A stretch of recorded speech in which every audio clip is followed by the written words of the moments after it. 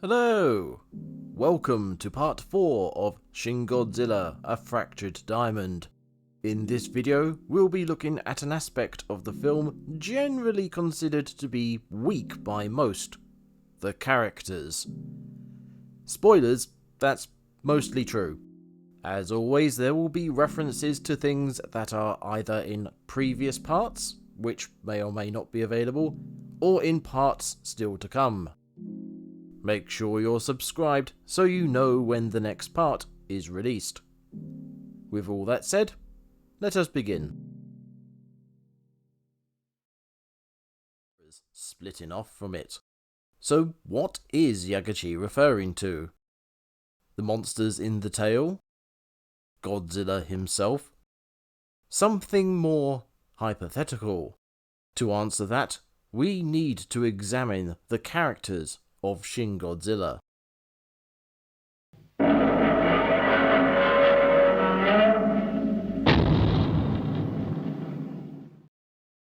Let's talk about Professor Maki.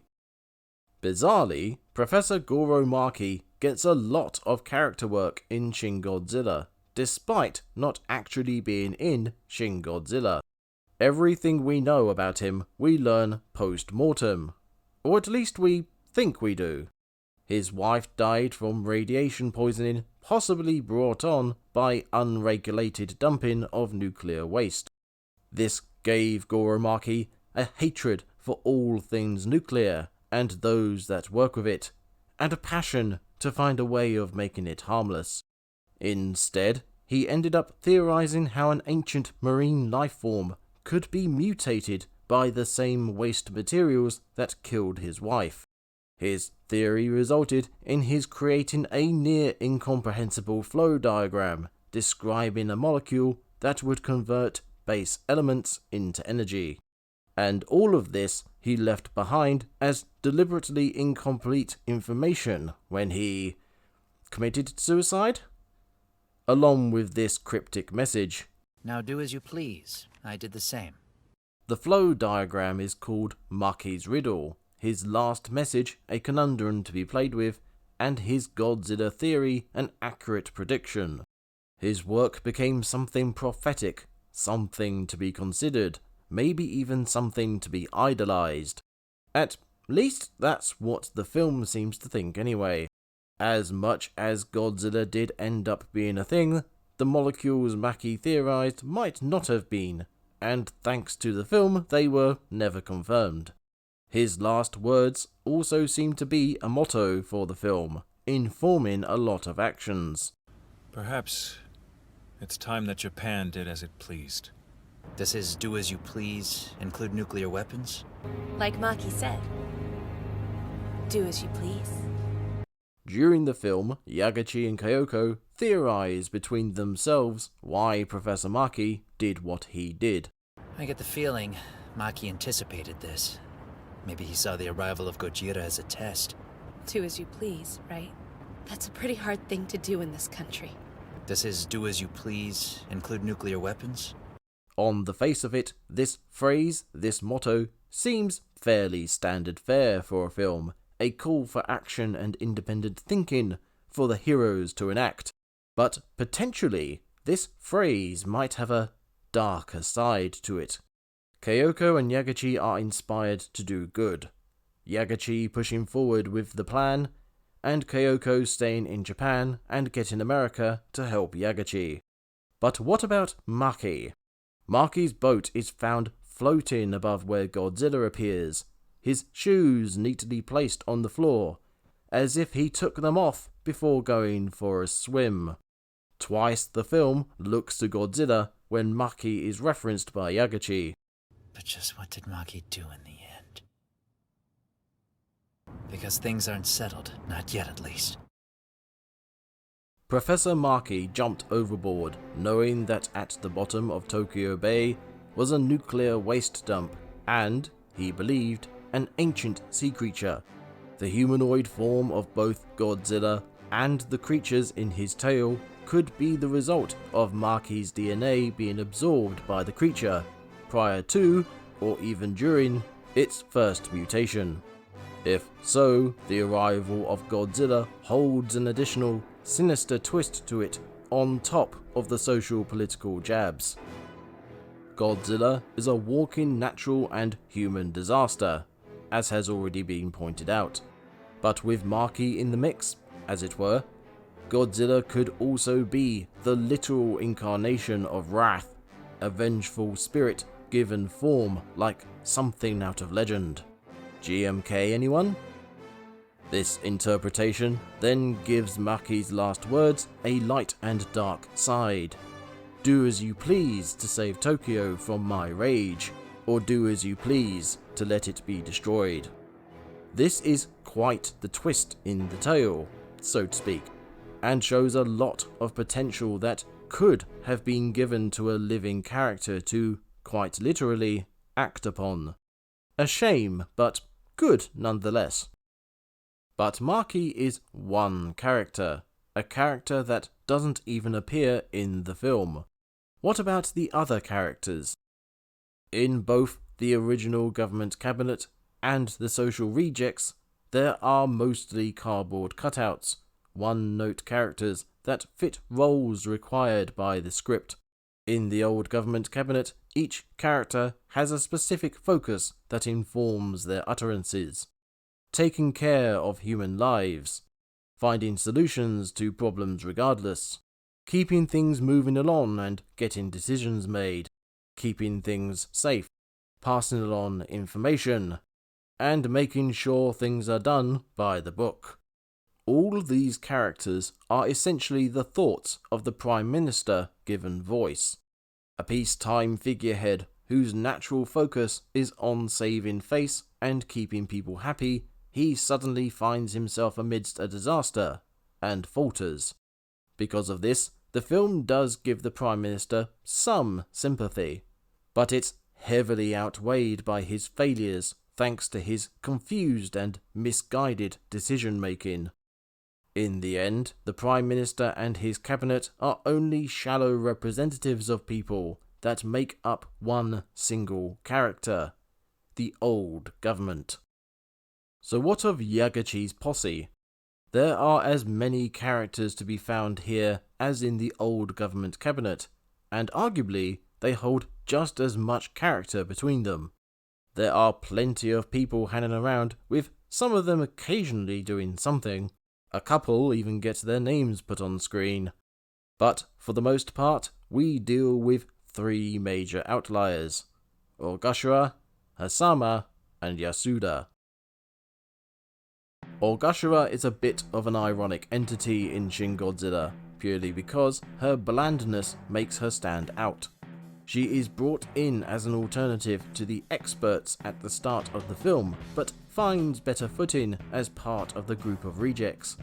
She is stone-faced, blunt, and not prone to emotional outbursts, to the point of being the only calm head in a moment of panic. The only time her facade drops is when she finds out a major consequence of the plan, and by proxy her decisions, is far less damaging than first thought. Potentially, this shows her emotionless calm is not her natural state, but just her way of dealing with things. Being ignored, ridiculed, bearing the weight of the importance of their work, the news of nuclear destruction, all are taken in her blunt stride. The good news about the radiation is an immense weight off her shoulders, releasing the pressure and breaking her outer shell, if only for a moment.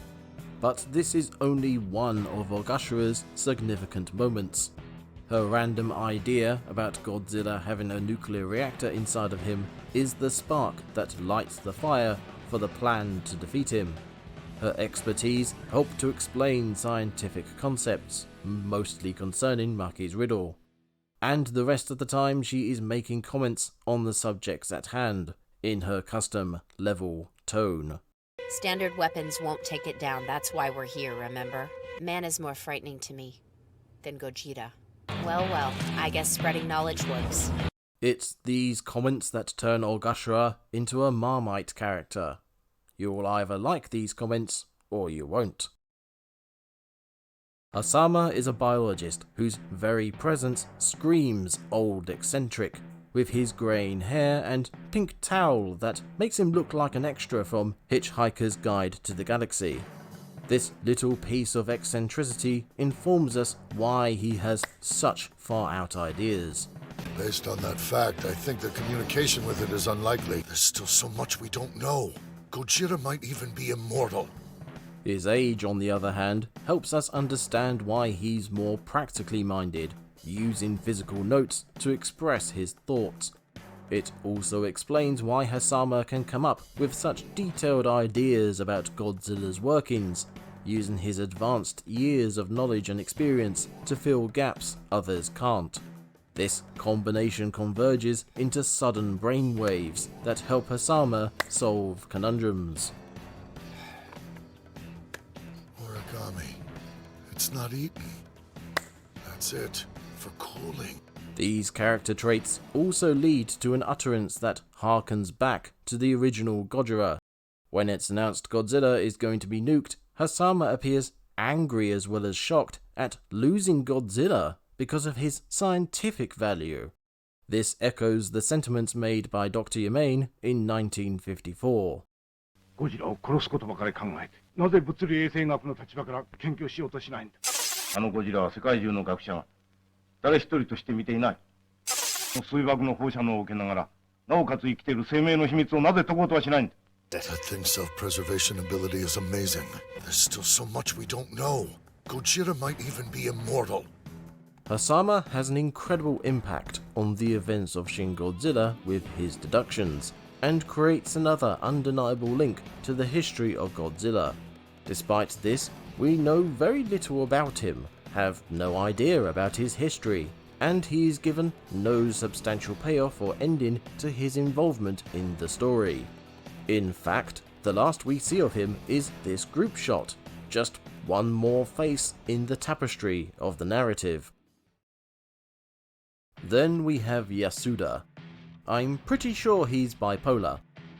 There are times he challenges Ogashira for most calm personality, even to the point of sounding depressed. Yeah, I guess we do have two choices here. But both are bad.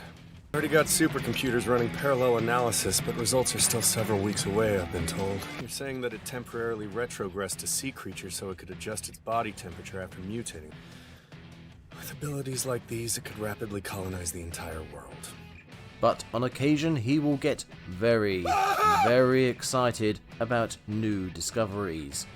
Beyond that, he's significant for being the only one to scoff at Ogashira's nuclear fission theory, and being the only one to point out Godzilla's one major activity. Well, behaviorally, all that it's done so far is move. All it does is walk.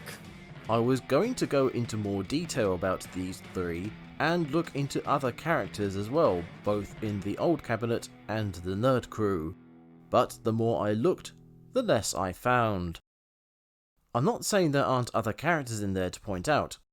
You yourself might have your favourite, like the man who bowed to someone over the phone, or this guy who looks like a 1920s silent film star, or this bloke who has a constant expression of "I'm going to kill and eat your family," and not necessarily in that order.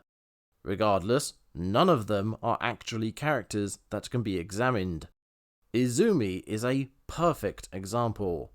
He's the cool, calm, collected fixer man who has many Chad moments in the film. Just 2 days left on the countdown. I still need 3 days in order to make the amount of coagulant we need. Who on the Security Council could we get to help us stall? How about France? I've got a French contact. Would you like for me to reach out? Yes, please. But I still need you to pick the team. I'll bring you people who speak their minds to the PM. Why let other nations blow our country up when we could save it? Don't go to pieces! Calm down first, okay? Despite all these incredibly significant additions to the plot, Izumi himself doesn't offer that much in the way of character to study. He's not the only one either, as the film goes out of its way to assign major utterances to characters we barely know. Just as a suggestion, what about administering a blood coagulating drug? We'll gather all of the necessary coagulant and equipment that will be required for this op. Yeah, I heard. And at the insistence of the American. One simple question. What's this thing's energy source? I was just told that if we agree to buy them, Shanghai will get 3 tanker trucks to us. We must stop it.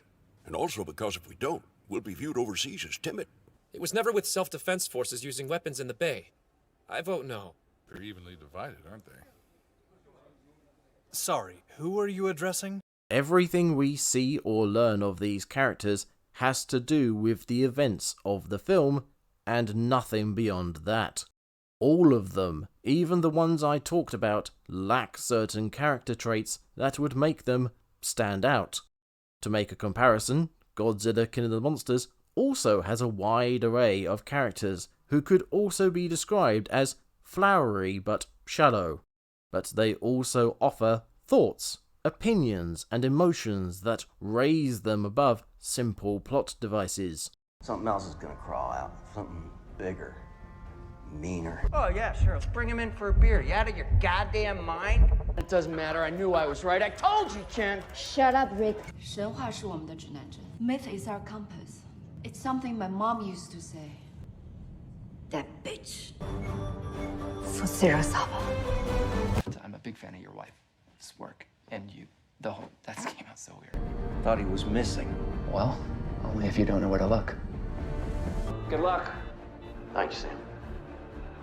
We'll need it. So I hate to crash the party, but I got some bad news. You could just say news, it's always bad. Simply put, despite the floweriness of some, the majority of characters in Shin Godzilla are cogs in the machine, whose thoughts and actions are restricted to the job at hand. Which leads me to Yagachi. He is the protagonist of Shin Godzilla, or at least the character from whose viewpoint we see most often. He's always striving for answers, examining details others don't, garnering information from where others wouldn't look. It's this unorthodox strategy that leads him to bring up Godzilla before anyone else, to gather the nerd crew to brainstorm solutions, to go against the grain and put forward a plan to defeat Godzilla, while the rest of the country bows to foreign powers. He is pliant enough to listen to other people's ideas, yet strong-willed enough to push forward with his own, a fact others take note of. Don't you want to be the PM in 10 years? We'll need a new leader and a new cabinet. When I'm president of the US, you'll be ideal as my Japanese counterpart.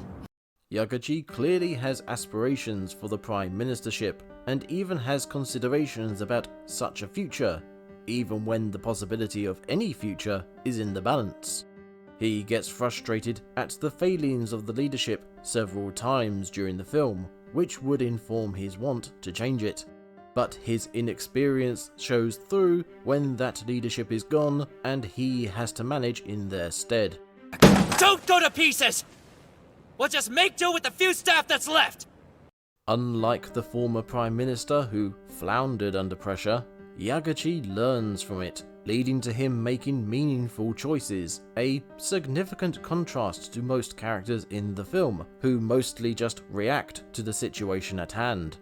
He decides to lead the forces that combat Godzilla, which turns out to be a very strategic political move. And he decides to push on with the attack on Godzilla, even when there is a great risk to the public. Yagachi is a leader forged in the fires of catastrophe, and comes out the other side ready to be the leader his country needs. I myself choose to own it. But for all these positives, Yagachi is by no means a standout character. He's more a mouthpiece for frustration at the government and a figurehead for the nerd crew than an actual character. We remember him mostly because he's the character the film follows around the most. And his story arc, whilst he has one, is hardly the Arc de Triomphe. Just like most everyone else in Shin Godzilla, Yagachi is more a plot device than anything else. Beyond this, Yagachi suffers from two other major issues. When the plan is being executed, I mentioned that ignoring the radiation levels were the first consequences of Yagachi's impatience. These levels rise again during the assault, and who knows if they got higher. This amount of radiation would have turned Tokyo into, well, actually it would have looked like Janjira from Godzilla 2014. This would be a significant consequence of Yagachi's actions. Scarring the city whilst ridding it of Godzilla would be a stain on his legacy. Except Gojira's new isotope has a half-life of 20 days. It'll be gone in 2 to 3 years. Right. a lot of what happened during Godzilla's rampage, casual stroll, a lot of what happened during the events of the film was decided by the Prime Minister and others in the cabinet. Of those decisions, because of the way the government operated, Yagachi had little say. With most of the government gone, and with him in charge of the execution of the plan, the film now has the chance to give Yagachi meaningful consequences for his actions. Just how the Prime Minister chose the few over the many and paid for it, so too Yagachi chose the many over the few. But with news of the isotope, the one big consequence of Yagachi's actions, the irradiation of the city, has effectively been removed. Suddenly, this line doesn't hit as hard anymore. And accountability comes with this job. I myself choose to own it. What accountability? The film just removed huge amounts of it from you. Yes, people died during the execution of the plan, but they knew the risks when they signed up. Yagachi even warned them beforehand. Operation Yashiori will be dangerous! I cannot promise that all of you will make it back! Yagachi could have come away from the events of the film with regrets and guilt to learn from. You know, character development. Instead, he's squeaky clean and scot-free, because the film needs him to be. But we'll talk more about that in a bit. The other problem Yagachi has is this. How did Yagachi come to be here? And why did he do all of this? The answer is,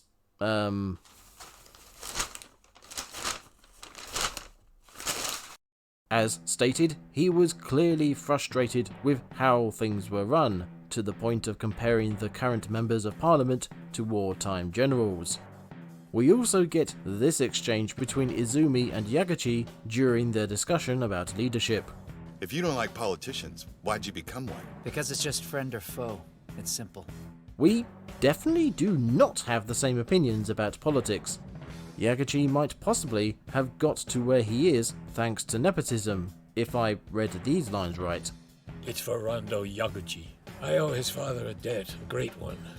Since she uses her father's connections in such an unabashed way, she's the political type. Like Yagachi. Beyond these tidbits, and his leading the troops in the final fight, pretty much everything Yagachi does in Shin Godzilla is reactionary, much like everyone else in the film. And here lies the crux of the issue. Right at the start of my examination of the human side of Shin Godzilla, I pointed out how the text information at the bottom of the screen allowed for certain corners to be cut and exposition to be excluded. I also said making the film this way would encourage certain filming and editing habits, which we've already looked at several times. Here we have another effect of this filming style. A lack of character backstories. Shin Godzilla is effectively a cold open, throwing us into the maelstrom of activity that comes with an average day at work going to hell. In other films, this would lead to some kind of exposition during the course of the story, filling us in on what we missed. Shin Godzilla never does this, leaving the audience in the dark about who these people are as characters beyond what we see in the film. Admittedly, for some, there's enough in here to extract something, but for others it's droplets in the desert, or not even that. Having random characters we barely see or hear from again utter important lines, although realistic in the setting, harms development for the few people we know, or had time to read the names of. Take Akasaka, for instance. he has some of the most impactful lines in the film. I have to look ahead and think about what's best for a post-Gojira Japan. They told me they'd do the same if Gojira would have surfaced in New York. Perhaps it's time that Japan did as it pleased. This country was devastated before, but it rose from the ashes. It'll do so again. He is one of only 2 people to have a one-to-one conversation with Yaguchi about the nuclear bomb. He is apparently important enough to be a spokesperson for the government on telly. He also advises the Prime Minister when he's alive, and unlike Yaguchi, amongst others, he's actually paid attention to. He's clearly a significant character, and yet he barely gets the time of day in the film because of the sheer amount of unplumbed bodies filling the screen. They allow for a fast-paced, frantic filmmaking style that stops the audience from being bored by politics and brainstorming. But they also stop the audience from learning about the important characters, leaving them feeling very, very shallow. The only exceptions are Professor Maki, who I've already looked at, and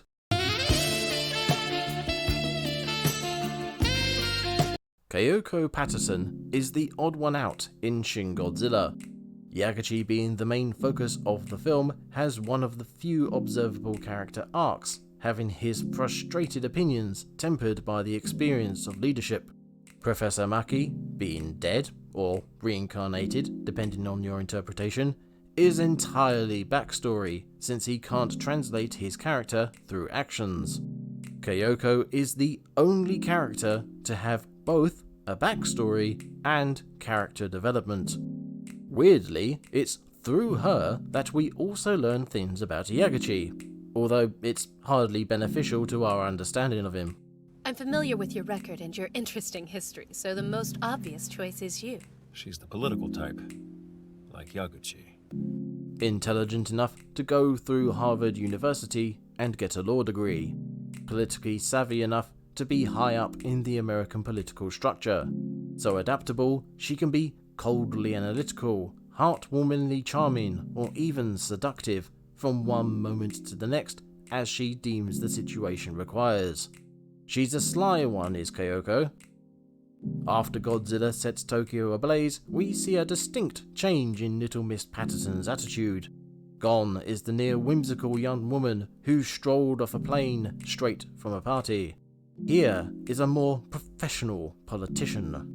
Informing this change is this moment right as Godzilla cuts the American bombers from the sky. Godzilla. Truly a god incarnate. This is repeating what she was told earlier about Godzilla's name. On Odo Island, where Maki's from, Gojira means god incarnate. When we first meet Kyoko, she clearly didn't consider this assignment to be much of a muchness. I rushed to Yokota straight from a party, so I didn't have time to change. Where's Azara? His last known whereabouts. My grandmother's homeland certainly works fast.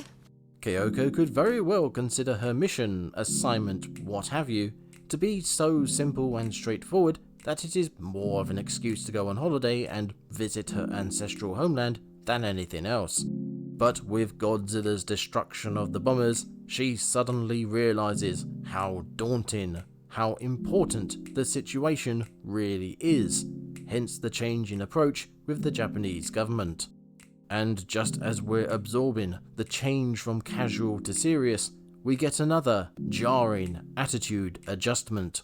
Are you serious? The defense secretary wants to use a warhead against Godzilla. Kyoko breaks down here, and it's easy to see why. She's working for the American government, and as I've already discussed, America's true intentions were to cover its tracks, not help Japan. Kyoko's diplomacy unwittingly enables the American government to galvanize its decision to drop a nuke on Tokyo. Kyoko went from visiting her grandmother's homeland to helping to obliterate it. I won't see a third bomb dropped on the homeland of my grandmother. She lived through the last two. This leads to a meeting on a plane she is meant to be taken out of the country, where she's advised against helping the Japanese government. Our friends are progressing with an effective deep freeze plan. I think this country is betting on it. And you're raising that bet also, I see. Mud will stick, and you and I must bear the risk of retaliation. Kyoko could stay and help the country she feels guilty about having helped to destroy, or she could play it safe, leave Japan to its fate, and have a more secure future in America.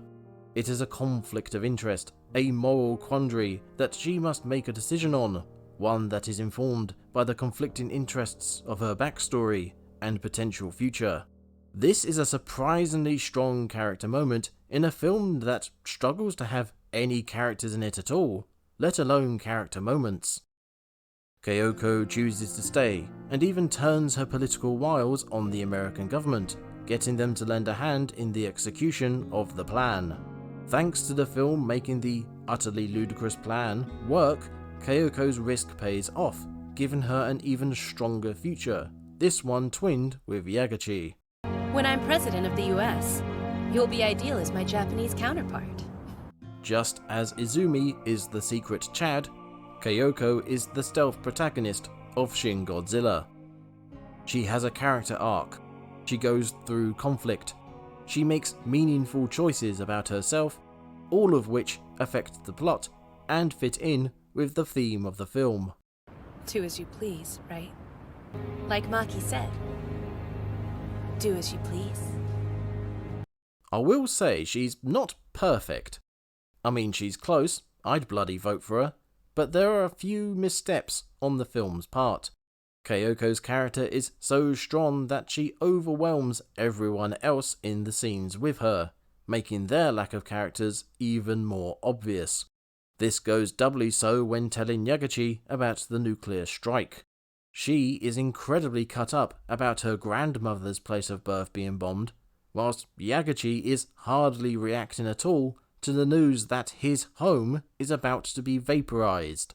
There's also a possible script error when she says this. Do as you please, right? That's a pretty hard thing to do in this country. This isn't where you live, right? Between the way she acts and the reactions of the other characters to her, it appears this is Kyoko's first time in Japan, or at least in an official capacity. So how does she have this deep-seated annoyance about how things are done in Japan? Potentially this was something the writers wanted in the film but struggled to fit it in somewhere. Eventually they gave it to Kyoko, not realising that didn't make a lot of sense. The final problem with Kyoko Patterson is her screen time. As much as we got a fair amount out of her, a lot of it felt rushed because, like everyone else, she was sharing the screen with a lot of people. In a different film, with less jarring editing, her development might have been more natural and more noticeable. Then again, in a different film, she wouldn't be the only character. But there is one character that could never be lost in the shuffle. He is the last character of the film we have left to examine, and it's a big one. So big in fact, his name is in the title. What can we say about the Big G, the G-Man, our man Goji, Godzilla? No, seriously, what can we say about him? All it does is walk. Thanks, Yasuda. Anyone else? I am joking here. Obviously there's more to Shin Godzilla than just transporting his ass from one place to another. I already went through how he was visually presented and used in the film. And I already mentioned how Godzilla's apparent indifference to the world around him represents not only the indifference of nature, but the powers that be too. This dualistic representation could be embodied in the film's subtext about Goro Maki, who potentially fed himself to and merged with the proto-Godzilla in an act of revenge. But beyond surface aesthetics and possible allegory, what is there to Godzilla? Despite the possible Professor Maki connection, there doesn't appear to be any malice to Godzilla. No rage, no wanton destruction. For the most part, he just walks with a blank expression on his face, even when being pelted by military forces. He does show some resistance, eventually, retaliating against those wishing him harm. He also mutates to better suit his environment, Evolved. and he avoids large buildings on his travels to use the least amount of energy. Adding all this together presents a creature that is concerned with self-preservation, keeping himself alive so he can, do what exactly? Earlier, I mentioned how, during his fourth form's emergence, the government wondered where he was going. So preventing it from reaching the metro area, that must be our top priority. If this Gojira were to attack a nuclear facility, the disaster would be far worse. When watching this film again, and again, and again, I realised no one knew where Godzilla was headed. The first time he made landfall, he wobbled around in an arc, stood around for a bit, then headed back to the sea. It was a seemingly random meandering. The second arrival evidenced that his direction wasn't random, that he had a destination in mind. And yet, it's like the film forgot it was a thing. There's even a point in the final fight where Godzilla does a full 180 and walks back on himself. It's only a few steps, but it completely undermines the idea that he was going somewhere, and instead makes everything that happens in this film feel completely random. In Godzilla films of old, Godzilla's goals have often been, as The Simpsons put it, the cause of and solution to all of life's problems. There are a few exceptions to this rule, of course. Even the original Gojira, although goalless, had a reason for doing what he was doing. He was displaced, hurt, enraged, and wanted to take that out on someone or something. But Godzilla's direction, his possible eventual goal, didn't have to be a loose thread. It could have played into the story really easily. Imagine the nerd crew throwing all sorts of ideas out there, following all the theoretical conclusions from the information they had. The film's determination to shove as many characters on the screen as possible could have played into this, with random characters talking about how they looked into this or that, but didn't get anywhere. Among these could have been Godzilla's direction. Such a scene would solve a lot of problems, but instead the human cast is split in two, blowing Godzilla up or freezing him, and nothing else. This leaves Godzilla, a monster who can't say anything and barely moves, a characterless, if interesting looking, statue. In this regard, Shin Godzilla could easily have been renamed the Great Buddha Arrival, and not much would have needed to change. One character in Shin Godzilla has an arc. One character has a backstory. One character has both. The rest have neither. Most are cardboard cutouts filling up the background.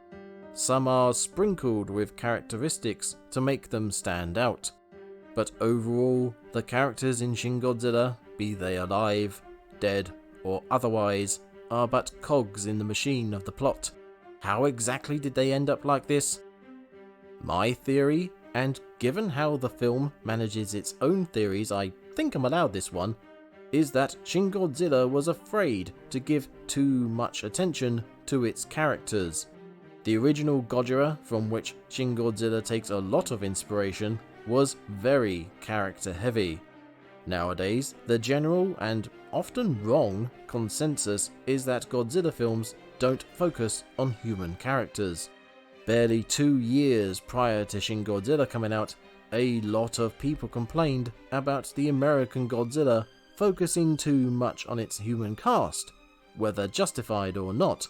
Mostly not. This may have influenced Shin Godzilla to lessen character focus and use them more as delivery methods for actions in the plot, reducing the personalities down to the bare minimum to keep them interesting. But this is just my theory, based on meta-knowledge that might not even be relevant to the film or its development. What is undeniable though, is the effect the themes have had on Shin Godzilla.